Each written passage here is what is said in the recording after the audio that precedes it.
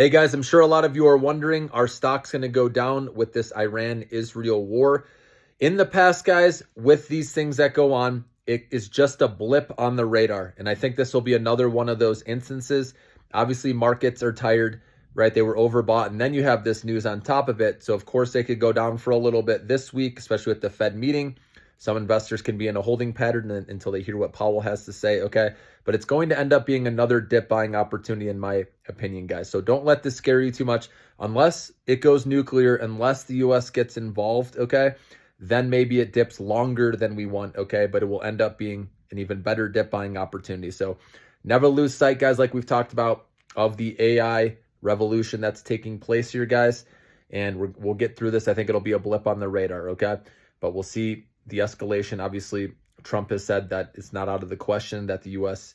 Could potentially become a part of this, but he hasn't signaled any readiness to do that or anything right now. But obviously, if Iran messes up and anyone from the U.S. is killed, then that's not going to be good for them. And Iran did say they have not released their advanced weapons yet on Israel. So it sounds like this could continue for a little bit, okay? So maybe stocks fade off for a little bit. We keep working off the overbought levels.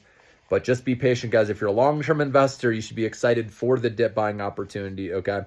Short-term, obviously, if you just bought right and you're trying to wonder what to do, that's why it's more stressful, obviously, being a short-term trader. You guys know I do the day trading, but it's going to be stocks that have fresh positive news, okay, that I believe can at least have some momentum for a little bit. Really, it's just getting in and out of trades because I already bought a lot in my long-term investment account. As you guys know, when the markets got rocked, right, in February, March, April, dollar cost average. So that's where most of my money is. Annually, I have a good chunk of my nest egg in there as well, getting that 13 to 14% dividend. And then I have some play money that I'm doing in my short-term trading account, which again is mostly in and out trades, sometimes day trading if there's really good news that I like, okay? Just so you know what I'm doing.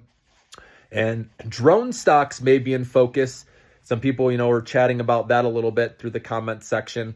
I think one of the stocks was ODNS. Another one was UM. I got to look at the ticker symbol again. It's called Unusual Machines. Just type that one in. That's another one someone mentioned that could actually do well. But again, if it is risk off, usually stocks fall together.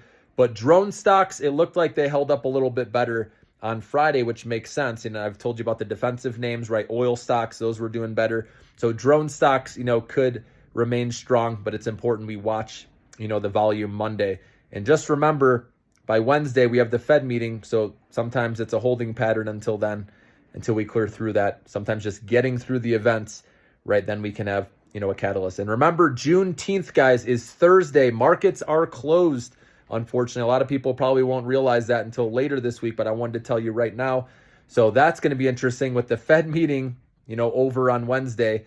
Powell makes his decision at 2 p.m., then he speaks at 2:30 p.m. Eastern time.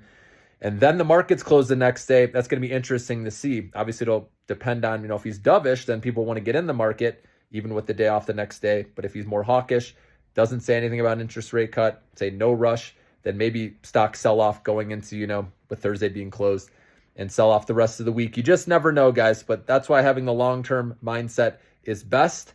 You can get excited for dips, whereas if you're short-term trading, right, obviously you're more stressed out because you're trying to make your money quick. I get it, and I'm doing that too. But stick with the stocks where there's some catalyst. Like I said, drones, because of what's going on with Iran and Israel, that can be a catalyst.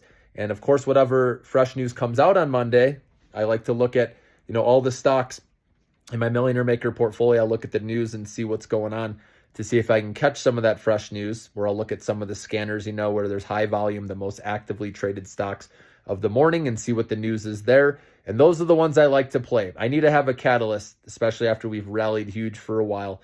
So just remember that, guys. And using RSI to get a good entry point, and that gives you the best chance to get more wins, right? Maximize our wins, obviously, and minimize our losses by using the stop loss. So anyways, guys, just want to let you know that.